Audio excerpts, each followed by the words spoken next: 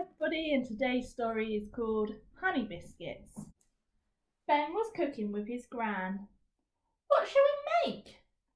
asked Ben. "Honey biscuits," said Nan. "What do we need?" asked Ben. "We need," said Gran, "a cow in a field eating fresh green grass. Munch, dribble, munch all day long." "A cow?"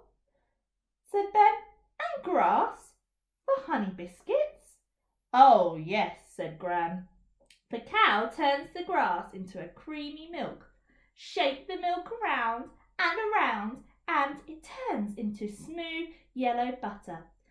And 120 grams of smooth yellow butter is exactly what we need. And we need sugar cane, growing thick and tall in the warm, moist earth till it's way above your head and as thick as your wrist. Then crunch and clean it and boil it until it turns into shiny little grains of white sugar. And 120 grams of shiny white sugar," said Gran, "is exactly what you need. Mix the butter and the sugar together in a bowl until they are smooth," said Gran. "The butter mustn't be too hard. It should be nice and soft." "What do we need now?" asked Ben. "1,000 buzzy bees," said Gran, "working all day, sucking sweet nectar from the flowers, then flying back to their hives and packing the nectar into the little waxy cells where it changes into runny honey. And 1 large tablespoonful of runny honey," said Gran, "is exactly what we need. And now we need a clucky hen, scratching around all day, pecking up the seeds and worms and tiny grubs. She eats 2 handfuls of wheat, some scraps from the kitchen, and a spoonful of special food. Then every morning she lays an egg." "But we don't need all the egg," said Gran. "We just need the yellow part, the yolk." "Put the runny honey into the bowl with the butter and sugar and beat it in," said Gran. "Now here comes the tricky bit, separating the yellow yolk from the clear part. The white isn't easy. You just have to learn by doing it." "Put the egg yolk into the mixture," said Nan, "and beat it in." "Now what do we need?" asked Ben. "Some dried bark," said Gran, "from a faraway tree." "Bark?" said Ben. "I don't want to eat bark." "It's called cinnamon, and cinnamon is a spice," said Gran. "Honey and spice make something nice. Wait and see."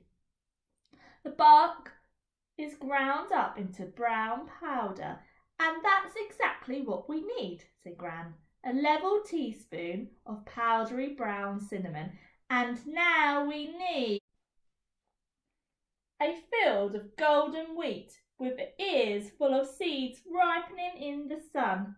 Grind up the seeds and you get soft white flour. And 180 grams of soft white flour," said Gran, "is exactly what we need." "Put the cinnamon into the mixture," said Gran. "Then add the flour bit by bit, but don't beat it for too long." Now we've made a stiff dough. Here comes the good part. Ready? Take a small bit of the dough and roll it quickly in your hands and make it into a little ball. Roll the ball in some shiny white sugar and cinnamon. Then place it on the baking tray. "You've got to give each little ball a bit of space," said Gran. "Why?" asked Ben. "Wait and see," said Gran. "Remember, the oven mustn't be too hot or too cool. It has to be just right to cook honey biscuits." Gran pulled on the oven gloves and put the tray of the little balls in the oven. Soon a wonderful cooking smell filled the kitchen. "Let's have a peep," said Gran. "We need to see how our honey biscuits are getting on." The little balls had disappeared. They had turned into round, flat, golden brown biscuits. Gran put on her oven gloves and took the hot tray out of the oven. "Let the honey biscuits cool just for a minute or two," said Gran.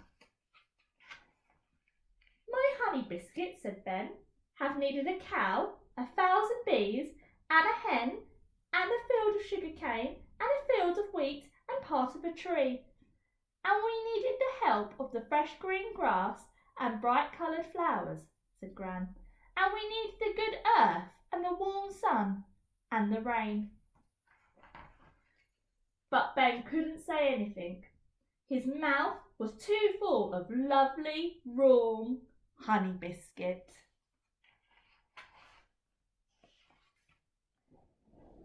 Now, after I read the story, I went and made my own honey biscuits. You might like to make them too.